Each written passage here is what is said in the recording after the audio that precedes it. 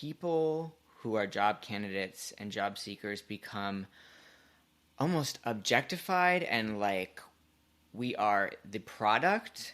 No, you have to remember that you are auditioning the company, okay? You are an asset. You have, no matter what your background is, no matter what experiences, education you have, you need to remember that you are the one that is going to be doing the work. This is going to be your career. It is your time. It is your family. It is your one life that you have to live.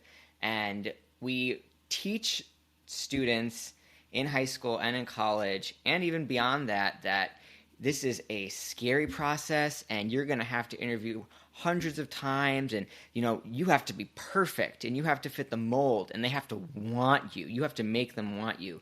No, if a company or a position doesn't want you or it's not the right fit, there is something else out there for you that is meant to be. And I truly believe that. And it's really hard and it's really disheartening to see so many people, especially young people in and coming out of college, that just beat themselves up and just hate on themselves for not getting a specific job or having such a hard time. Know that everybody else is going through it. It is a rocky path for most people. And eventually, if you follow your gut and you make decisions that feel right, you will end up in the right place. Life is going great until one day you're out of work. No matter how it happened, you need to find a new job, pronto. The problem is, no one ever taught you how to navigate the ever-shifting and ever-changing wasteland of applying for a job in the modern market. I'm Rob Conlon, and here on Recruiting Hell, I help people get jobs. I'm on a mission to help educate 10,000 job seekers on the best ways to get hired in the modern job market. No matter your field, this show is designed to help you level up your job hunting game and escape the many circles of recruiting hell. Step into my studio and let's get you the hell out of here.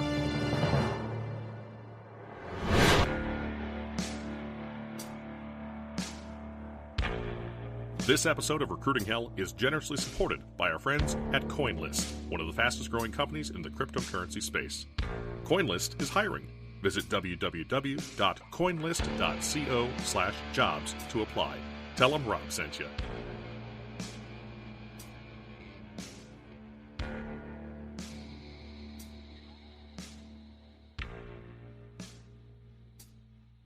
Hello and welcome to Recruiting Hell. I'm your host, Rob Conlon. I want to welcome you back to the second part of our two-parter with our friends over from the Sip With Me podcast, Ioanna Kekatos and Aaron Carlson.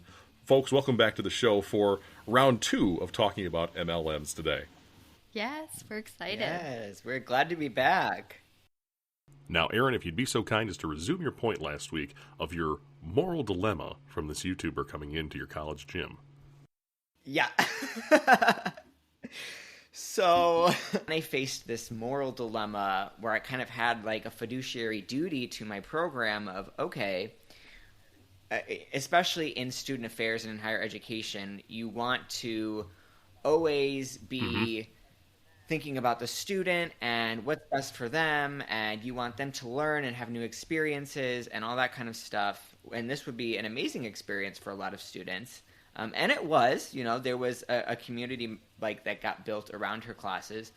But then 2, you also want to protect your school. You want to protect your program, both by not having, you know, bringing in harmful like opportunities, things that could hurt people. But also you want good numbers. You want something at the end of the year. You need to have a deliverable and you need data to deliver to administrators to say, hey, you need to keep funding my program, or you need to not cut my class schedule in half, or, you know, we need new equipment. Can we order that or not? So there really was this more so Ioanna had a personal kind of, you know, dilemma going back and forth while she was trying to be recruited into Primerica. And I more so had kind of a business dilemma in my head of what do I decide for the people that I'm responsible for. And ultimately, she taught the class, she built a community, we stayed pretty tough on like the kind of marketing material we put out. We don't encourage people to like give out personal contact info, stuff like that. So really, we didn't have a reason to say no. You can't accuse somebody if you don't really know what's going on. And so she taught the classes. I left, I graduated and moved on. And I think a couple months after I left, she moved and ultimately left the university, left the town, and now I think runs her own business and does Beachbody. So a different story than Ioanna's, but a different side of the coin that people might face in their careers. Sure. And I mean, we've kind of seen a lot of these programs. They're very stealthy. They prey on the vulnerable. They kind of come across as, oh, I have this fantastic opportunity for you. And listener, that's the one thing that I think you should probably be taking away from this. If it sounds too good to be true, and if somebody's coming up to you and they kind of give you that huckster pitch, be skeptical. Be skeptical of them and what they're offering you. If they're telling you you can make $5,000 a month, well, that's $60K a year, which is not a bad salary. But at the same time, how is what it's going to be? And number two, why, I guess, is maybe the question to ask as well. Why am I doing what I'm doing, and why am I getting $5,000 a month from what I'm doing, especially if they're advertising that you can work from home on your phone. So that's really interesting, you guys. Great pair of stories there. The one thing I really want to draw out of you two next, though, is what can we share with job seekers to protect them? What should they be looking for on job boards and from other people? How do they spot these things in the wild? So the biggest thing to be skeptical of, like you mentioned, is somebody reaching out to you, whether that is on LinkedIn, Instagram, Facebook, even TikTok now. If somebody reaches out to you with an employment opportunity or a request to join their team, or, oh, hop on this call and see what you think, pretty much 99% of the time you can run away. Occasionally on LinkedIn you'll get a legit message from an employer who is interested in your profile. But even then, beyond that, if you are ever doubtful, there are two very simple things that you can do. Number one, Google. You enter a company name or a person's name or a product into Google, and anything comes up about MLMs or any type of controversy. A lot of times people will discuss these, especially there's a lot of new ones out there that don't have the same press and attention.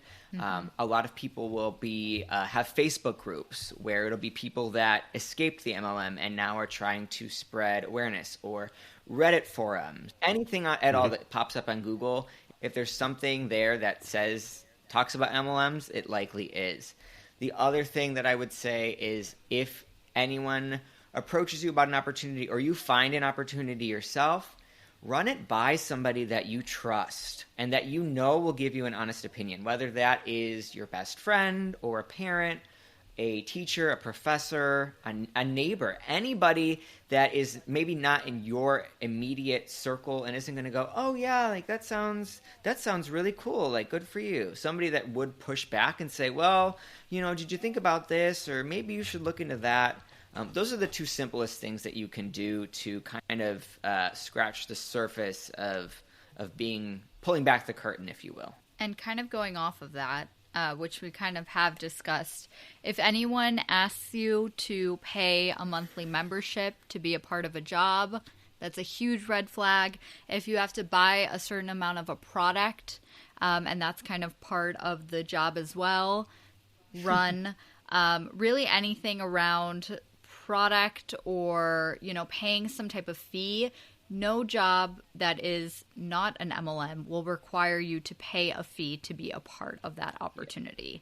And if they make you buy product or anything, whether it's like, a makeup product or clothing, no job makes you do that. So sit down, look it up, and ask around. And you should say that again for the people in the back so they can hear it one more time. No job will make you pay. No legitimate job will make you pay a fee to work there. And that is probably one of the most driving bits for, I think, myself too. Like, it infuriates me that somebody would, like, you're trying to make money. Well, you have to pay me to make money.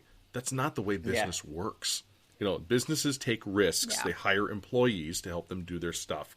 That's Right. yeah. If again, listeners, if you are presented with that, hey, if you give me this for your starter set, that's how you wind up, number one, sucked into an MLM, but also with $10,000 in LuLaRoe pants that are really ugly sitting in your garage.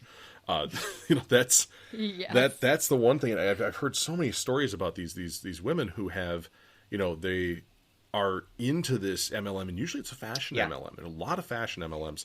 Yeah. In particular, LuLaRoe is the one that really comes to mind with me, and I have no idea how anybody has even thought of buying some of those pants patterns. They are horrendous. They're interesting. But I've seen these stories of people who are literally sitting on thousands upon thousands of dollars in inventory, and they can't sell any of it. And do you two have any experience with folks who have had that kind of MLM journey? We've interviewed quite a handful of people who have experienced those similar things in an MLM. One person that stands out to me that we just were on her podcast, Roberta Blevins, who worked for LuLaRoe and was pretty high up in her upline. She was really involved in the company for several years. She is, she finally got out of the MLM. She has a documentary on Vice, and she's super active in the community. But she was putting in so much money. She had so much product. And both when the company went under, you're left with all that product. And so she's a really good source. She has a podcast called Life After MLM. That's a really good source for other people's stories as well as hers. Interesting. So there's another one to take away. If you listener, if you're ever skeptical about what you hear in Recruiting Hell, which I hope you have a healthy amount of skepticism, but at the same time, we do not want to lead you astray.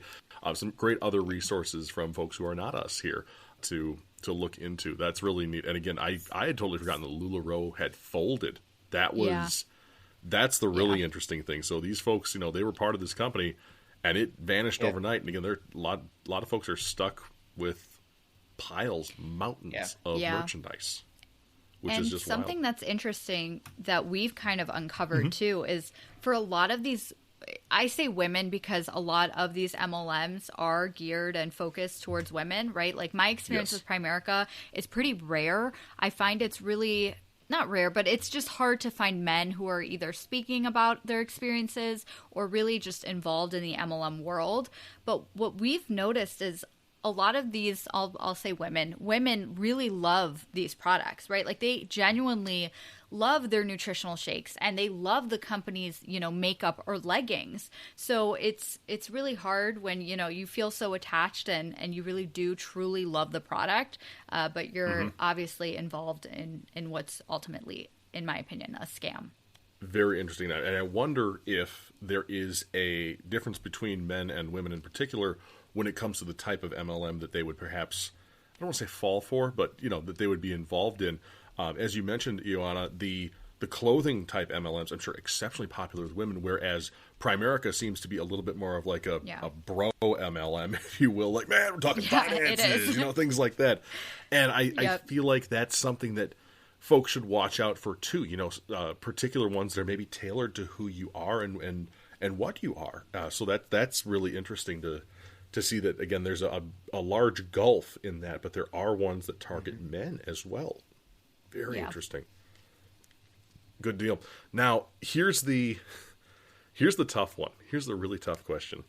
What should job seekers be asking themselves if they're presented with that recruitment offer? And if it doesn't smell right or doesn't sound right, how do they get out of that situation away from that person? How do they end that conversation? Oh, man. Well, you can fly across the country to save that person. Yes. Right, yes. Yes. Again, for me, the biggest things are, and this is something that the anti-MLM movement, which is primarily made up of experts and survivors such as Roberta Blevins, really are trying to push an energy and an aura of compassion and kindness and sympathy. So if you are approached by someone or you get a DM or someone's talking to you about it, just be kind and just, a gentle, like, no, I'm not interested, or, I don't think I have time. Maybe another time, something like that can go a long way. If you get pushback, though, again, this is where I would definitely recommend reaching out to somebody for advice or even to help you. So such as in Ioanna's case, I still remember some of the text messages that I would get about the things that he was saying and the pitches, and when he DM'd me on Instagram, and having a second person there that you trust and that you feel comfortable with to talk about something that, anytime talking about money and income and even work, for a lot of people, it can be kind of, it shouldn't be this way, but it feels kind of taboo sometimes.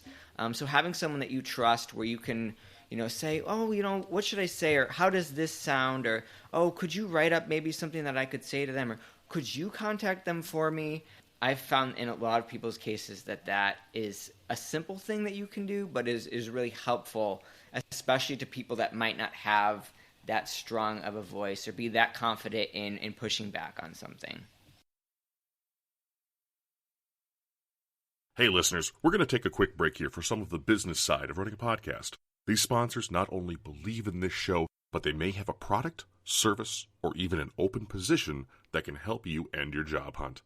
Give them a listen and drop by their websites in thanks for their help in supporting this show it's Rob. and your work A lot search. of times on this show, we talk about the power of networking to find a job. Well, networking is exactly how we wound up partnering with our newest sponsor, CoinList. So you're asking yourself right now, Rob, what is CoinList? Well, CoinList is a San Francisco and New York City-based technology company that provides investors with access to the most cutting-edge investment opportunities in the blockchain and cryptocurrency space. On CoinList, investors can access the best new crypto tokens before they list on other crypto exchanges, and it pays to be early in crypto. Now, right now, they have two special offers for listeners of Recruiting Hell. The first, as a Recruiting Hell listener, you'll earn $10 of Bitcoin when you create an account and trade at least $100 worth of assets on the CoinList trading platform. That's right, you heard me, free Bitcoin. Just visit www.coinlist.co/recruitinghell to get started. The second is something that could end your time in recruiting hell altogether. CoinList is hiring. You heard me right, CoinList could be your next great opportunity for work. Excited about cryptocurrency? Got a passion for technology? Find CoinList's open positions today at coinlist.co/jobs. That's coinlist.co/jobs. And when you do, be sure to tell them Rob sent you. We're back. A big thank you to our sponsors for their offerings, as well as you for That's considering great, them especially for on the those show. folks who maybe are not wanting to be necessarily confrontational. I mean, I'm hearing in my head Chris Griffin from Family Guy, I need an adult, Yeah, and even but sometimes you do need an adult. That's even at the end of the day, if this is somebody that maybe you have really no relationship with them, or maybe you went to high school with them and you haven't talked to them in 10 years, and they DM you or something that, honestly, if you're okay with it, block them. Because if they are DMing you or messaging you or they're trying to recruit you and you know in your gut or you know for sure that they're trying to get you into their MLM, do you really want to be their friend? Do you really want to be in their list of followers if they are trying to prey on you financially? I don't think so. So if you're comfortable, feel free to block them, because at the end of the day, it is your life and your wallet that you need to protect, not your Instagram friend list. We still get messages. I mean, I, the other day, texted Arron. I've got 2 messages from 2 different individuals asking me or letting me know that I seem like the type of person that would be successful in, quote, the business, and that I should join. And I just I say, hey, thank you so much. I appreciate that. but I am an anti-MLM movement activist, and then I refer to the podcast. Obviously, that's Nice. different for everyone, but, it's still a nice way. And I say I wish you the best of luck because we don't come from a place of attacking. We just genuinely care about these individuals. And some people, it takes a while for them to really understand what they're involved in. So I always say just come from a place of kindness. If you're the one who's being recruited and you're not interested, just say thank you, let them know that you're just not interested, and like Aaron said, block them. That's what I would do. Man, you guys gave a lot better advice than I did. We try to take Yours the is a lot friendlier more approach. human, a lot more stuff like that. And again, that I think is, you get more flies with honey than vinegar, which is just outstanding. Yes. So Yeah. I think that's wonderful. This question I've been waiting all episode to ask, and I really want to hear what you two have to say about it. We all got, locked in houses for a year not long ago. What kind of impact did COVID have on MLMs? That is Rob always with the best questions. So this is something when we were compiling like data and statistics for this episode, so there is this idea, if you just look at it at the surface level of, okay, like MLMs ran rampant during COVID. Everybody, you have tens of millions of people that are unemployed, such as Ioanna and I. You have tons of people that are just trying to make rent and put food on the table and get by, and everybody is online 300% more than they were, and on new platforms that they don't necessarily know how to work. And everybody's scared. Like, everybody's going through a collective trauma and really just wants to grasp at anything to connect them to other people. So I assumed that through looking at the data that we would see this huge balloon in MLMs and MLM activity. But if you're looking at the data right now in the summer of 2021, it's not necessarily true because, number one, we don't necessarily have the data yet. But two, the MLM industry as a whole, basically since around 2000, has essentially been declining in size, which to me speaks to the increased presence of the MLM industry in kind of the world of politics and in lobbying, because if there's any type of serious MLM law or Transparency Act that was put into place, it would not be the nail in the coffin, obviously, for the industry, but it would be a pretty brutal blow to an industry that's actually kind of dying. Believe it or not, they are out of the golden age of business in terms of getting easy revenue and easy... Interesting. Yeah. And I found this really interesting statistic that actually compared the percentage of MLM sales to U.S. retail sales as a whole. And just over the last years, it went down from 1.1% to 0.8% as a whole. So in terms of the broader market of where people are spending money and buying goods, the amount that MLMs are taking up in that is actually decreasing. The negative thing that I would share, though, and again, a lot of statistics and data are not out yet because it takes time to get that because the industry is not transparent. The biggest thing, though, is two things. Number one, the amount of new MLMs that are out there. A lot of people and a lot of companies at the start of the pandemic, once we realized how long the lockdowns were going to be and how many people were unemployed, a lot of people popped into action, created their own, and were like, all right, we're going to use TikTok and Facebook and Instagram to milk this. And the other thing you saw was an increase in the amount of targeting that was done towards not only women, but to minority populations and people of the of the lower economic tiers. Again, like we mentioned, it is the people that are already most vulnerable and need the income the most that are going to be preyed on and actually are the ones that become the most harmed by this system. Wow. It's great to hear that they seem to be in decline. The only thing I kind of question about that, not that I would ever be like, no, that's not right data, Aaron, but the only thing I would say is, did U.S. retail sales grow over that time? in proportion to MLM sales, maybe growing less, and that's why the percentage went down. Yeah, so it's not necessarily a decrease or a cut, but it's more so that kind of when you look at it proportionally, where you kind of get a little, I would not be optimistic, but you get a little bit of optimism in saying, okay, well, hope. Yeah.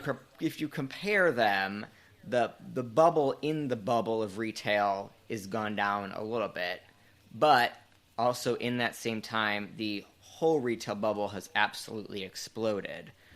But it was just something that I would have never guessed. I would have said, oh, over the last 20 years with the rise of social media and the internet and, consumer spending, oh, you're just going to see MLMs go up, up, and up. But it wasn't necessarily true, which I thought was very interesting.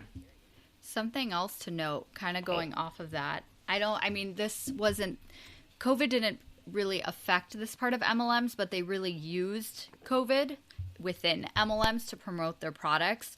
We saw several different MLMs, like Young Living, which is an essential oil brand MLM, use their products to tell people that, our nutritional shake, our essential oil will protect you against COVID. So people were panicking, losing jobs, so they were going to these MLMs trying to find jobs, and then on top of it, you had all these recruiters in MLMs pitching these products and making these videos telling people that this will protect you against COVID. And that was really scary. We saw that numerous times, especially in the beginning, where people didn't really know what COVID was. We didn't have really any idea of what the vaccine could look like, how we could help people, and so they really targeted vulnerable people, both recruiting, but both trying to promote their product that it could save people from COVID. That is monstrous. But I think that's the only word to describe that is to truly be selling snake oil. Yeah. In some cases to people who are afraid, seeking a cure, and preying doubly on that vulnerability. Ioanna, thank you for sharing that. It's pretty despicable. Yeah. Again, why I'm a big anti-MLM proponent, because that's just unbelievably crazy not to only have them bring the people into their company and probably pump them for money, but also to say this little vial of stuff will save your life. When we lost how many hundreds of thousands of people here in America? I think it was 5 or 6 all told. That doesn't help them. That doesn't help them, and that's just another thing to be aware of if you're hunting for a job. These unbelievable claims, these unbelievable product testimonials, grain of salt, spoon of salt, whatever it might be. If it sounds too good to be true, it probably is. Whether it's from a financial compensation point or from the product, product cures cancer. Does it? Yeah. Gotcha. Well, we are almost down to the end here, my friends, and it is time to turn the tables and give you two an opportunity to tell us what questions did I not ask about MLMs that are critical for our job-seeking listeners to know. I think a good one would be what kind of resources are out there and where people can go to educate themselves, especially since this is not something that is taught in school, and you don't take a class on this. It's kind of a piecemealed approach to self-education. But the biggest resource that I would point people to is the Anti-MLM Coalition. They have some fantastic resources. And the good thing about the anti-MLM industry and all the advocates that are online now is they like to educate while having fun, and they like to make it enjoyable. So there are so many infographics and charts and videos and podcasts and YouTubers, and there's so many creative outlets if you're not necessarily one that wants to go read some type of report on data and what are the warning signs. That's a really good website and group that kind of compiles everything into a central location. Also, Roberta Blevins, she is absolutely one of the industry leaders in terms of fighting back against MLMs, both in the realm of law, but also in pop culture. She has a podcast called Life After MLM, and she brings on not only survivors, but also industry experts. And there's a lot of things where if you go out and read for an hour or watch a video, you can learn a lot really fast and actually become helpful to friends and family who might end up in a situation one day with an MLM. definitely. Ioanna, what do you have? Yeah, I don't have a question, but kind of going off of that, if you're in a situation where you feel like something is off, kind of my story where I knew something was off, but I didn't know what an MLM was, or I didn't know where to start, really listen and look for other people's stories. If you think it's an MLM and you find out it is, do some research, look for someone else's story.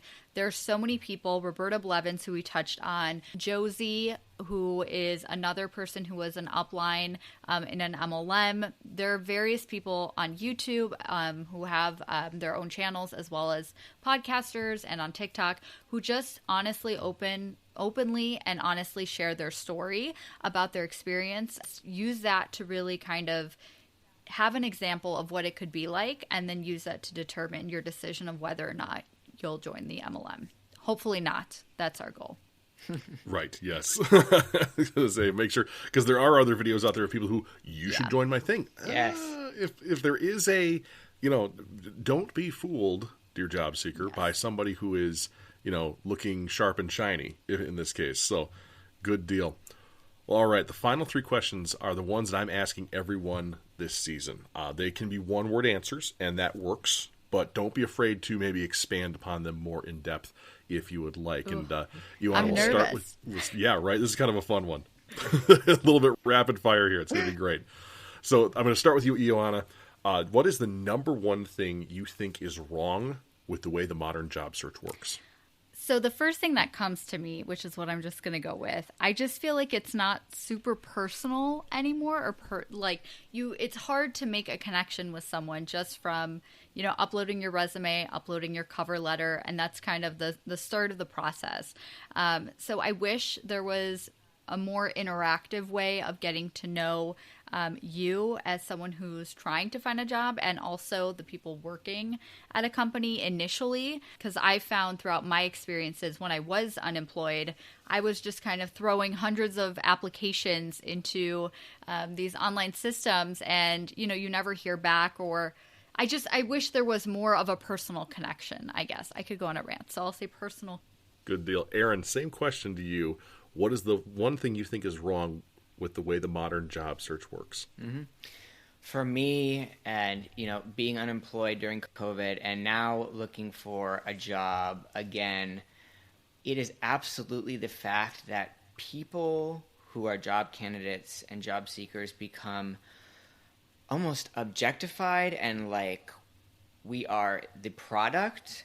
No, you have to remember that you are auditioning the company, okay? You are an asset. You have, no matter what your background is, no matter what experiences, education you have, you need to remember that you are the one that is going to be doing the work. This is going to be your career. It is your time. It is your family. It is your one life that you have to live.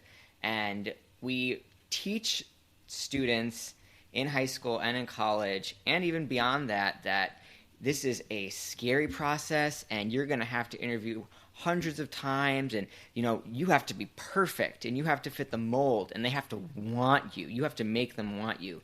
No, if a company or a position doesn't want you, or it's not the right fit, there is something else out there for you that is meant to be, and I truly believe that. And it's really hard, and it's really disheartening to see so many people, especially young people in and coming out of college, that just beat themselves up and just hate on themselves for not getting a specific job or having such a hard time. Know that everybody else is going through it. It is a rocky path for most people, and eventually, if you follow your gut and you make decisions that feel right, you will end up in the right place.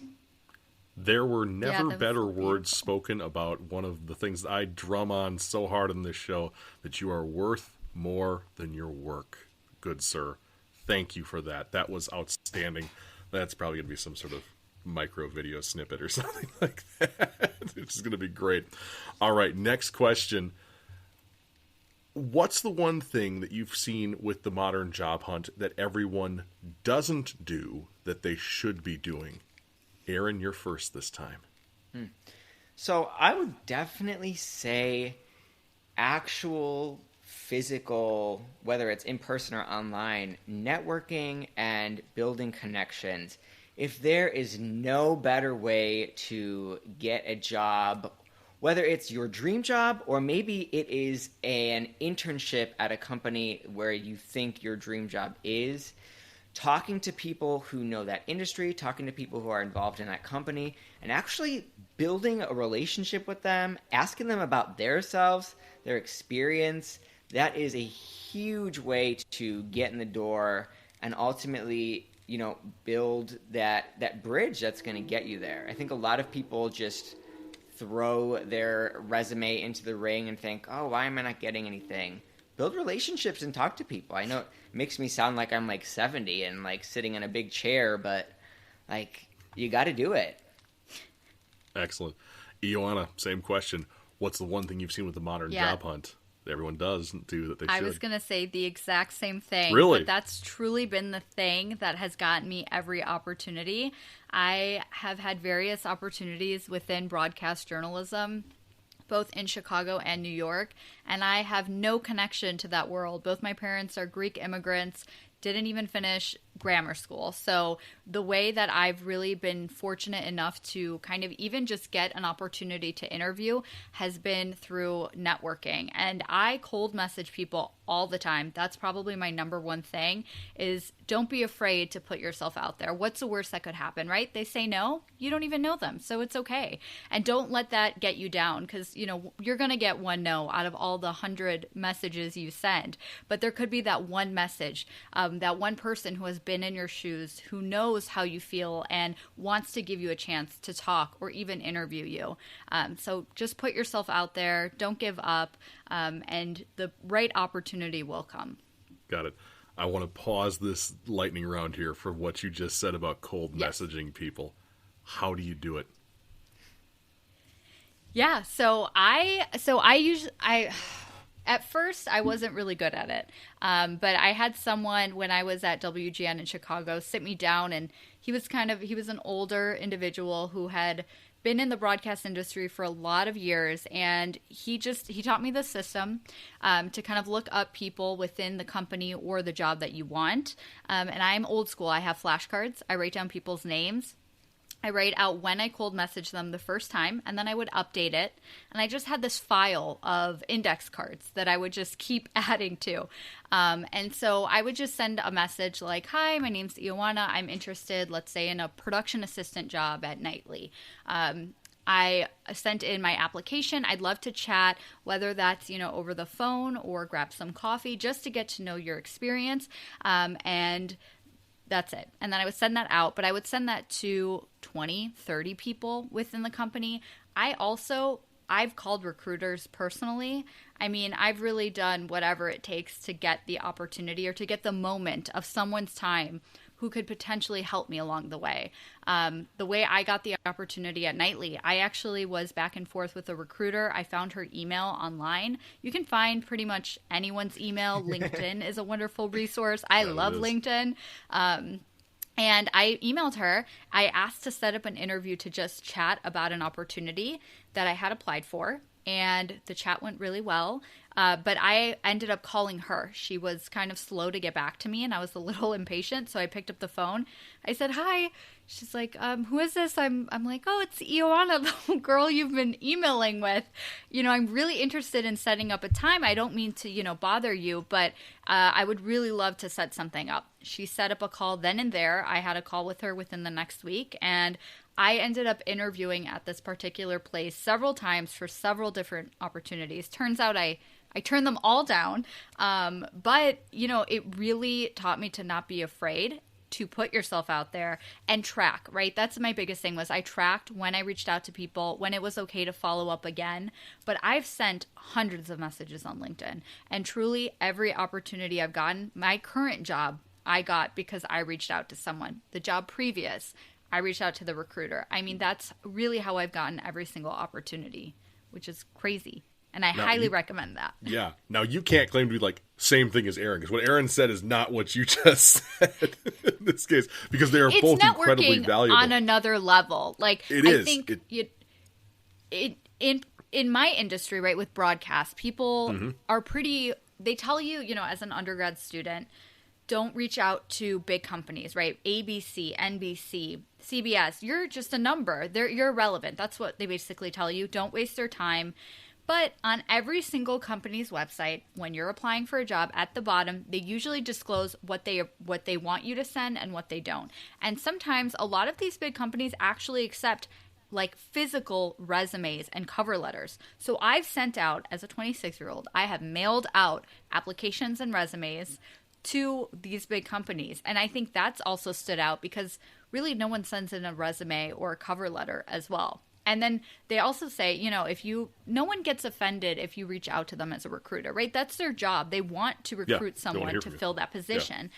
So I say, just reach out to recruiters. I'm still personal and friendly with all these people because you never know how that one person can help you again in life. So that's incredible. That was a lot, but I really just reach out.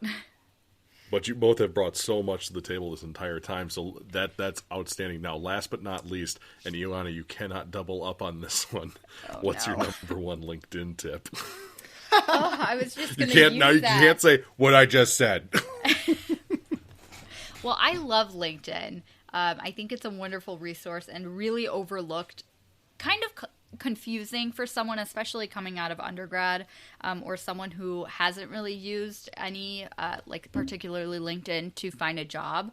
But I would say, for me, another way that I've kind of been able to either network or just kind of put my work out there through LinkedIn has been to just share any upcoming projects I'm working on, sharing our podcast link for us. I was doing a documentary/thesis in grad school, sharing that on that platform because, again, you never know, hundreds of people connect with you all the time on LinkedIn. It could pop up on someone's platform, and you don't know who that person knows. So putting your work, not only networking and connecting, but putting your work out there and your best work out there because you really never know who could see it. Spectacular. Aaron, number one LinkedIn tip, go. So treat it like what it is. It is a social networking platform. So socialize on there. Especially using the feed that is just like Facebook, Instagram, TikTok. Go through people's posts. Look at what articles people are sharing. Look at people's job updates and anniversaries. Like them, comment on them, congratulate them. Share your own updates. Share articles that you find are interesting. Follow companies that align with your passions. Because just like Ioanna messaging people and, going through the spider web of different connections that people might have, you never know who is going to see a comment or who is going to get a notification that, oh, Aaron Carlson liked my post. I haven't talked to him in 2 years, but I'm going to message him or I'm going to go look at his profile. Maybe he's looking for a job. You just never know what is going to happen or who's going to see it. So again, put yourself out there, engage, and only good things can come from doing that. That's awesome. I think that might be the best triple up right there of all those three questions. You guys hitting them out of the park here. So it is the end of the show, and I guess this is the time where, number one, I want folks to be able to find more of you too. Where are people going to find you too? What you're all about? Follow you on social media. Where are they going to look? So we're on every platform that basically exists. So on Facebook, we're Sip With Me 1 because someone took Sip With Me. On Twitter and Instagram, we're Sip With Me _ The audacity. Yeah, we're trying to get it back. That's our goal. So Facebook, Sip With Me 1, Twitter and Instagram, Sip With Me _. We're also Sip With Me _ on TikTok. You can find our podcast, Sip With Me Podcast, on any podcast streaming platform. So Apple Podcasts, Spotify, Google, all of them. We also have a website called sipwithme.org. Again, someone took sipwithme.com. So it's .org. And yeah, I think that's all of our platforms, Aaron, right? Yeah, and both of our biggest engagement platform is Instagram, and both of our personal handles are in our Sip With Me bio. Yes. So if you want to connect with either of us individually, we are more than happy to talk with you, and we also accept follows from anybody who wants to engage with our content. So awesome.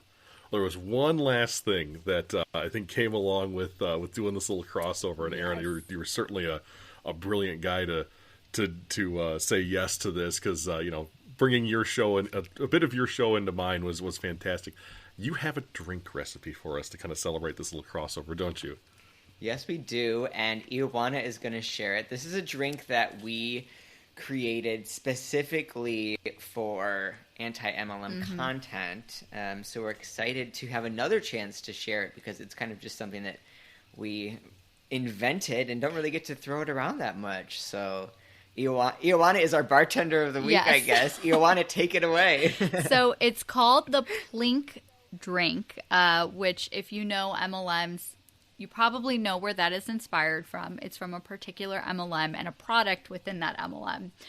It's 2 parts gin, 1 part Saint Germain, 1 part raspberry lemonade, and a lemon wedge to garnish. So you just shake it all up, put it through a fine strainer, and then you pour it into a nice chilled martini glass and garnish it with a lemon wedge and enjoy. It's super easy, very tasty. Perfect for the summer, very fresh, and very, very reminiscent of an MLM product. But this one's better. This is a good cocktail. Right. This one you don't have to buy a starter kit. No starter pack. It's completely free. I love it. I was actually really curious. What direction you guys were going to go with that. Like, I love bringing the theme in. I wasn't sure if you guys were going to go like fiery for being on this show, but I love that it was the theme. Like, I'm looking up recipes like, what do they put, like peppermint schnapps in it or whatever? Ooh, that's good. That's more creative. No, this sounds really, really tasty. So, hey, listeners, little bonus there for you from one of our fantastic friend podcasts here. And Ioanna, that was called the Plink drink. Yep, Plink. Plink drink. Plink drink. Plink drink. Well, this episode of Recruiting Hell brought to you by the Plink drink in this case. But either way, again, you two, thank you so much for all of your effort, all of your research, all of the relationship between my show and your show. It's been just an absolute pleasure having you down here in the fiery depths of Recruiting Hell, my friends. Thank you both. As we draw this episode to a close, remember, you are worth more than your work. Your value to society is not dictated by what you do to pay your bills. Job hunting is difficult, no matter your age, gender, location, or background, and it's both acceptable and to your benefit to seek every bit of help in conquering this challenge.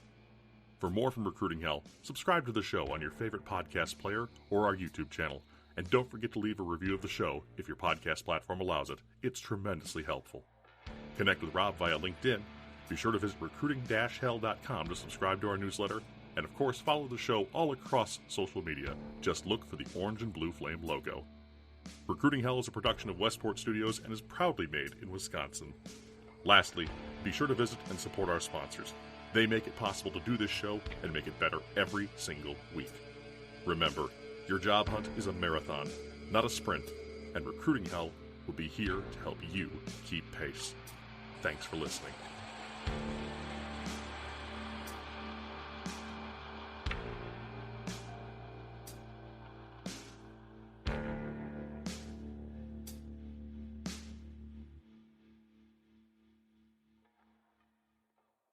Hey folks, it's Rob. Are you looking for a new opportunity in an up-and-coming industry that can help you get out of recruiting hell? CoinList, one of the fastest growing companies in the cryptocurrency space, is hiring. That's right, they not only support this show because they believe in it, but they believe that there's great talent to be found in this audience. Generous comp, great flexibility, incredible benefits, a strong culture, and a powerhouse team. Sound like a fit for you? Head to www.coinlist.co/jobs and apply today. That's www.coinlist.co/jobs. And be sure to let them know that you found them here on Recruiting Hell.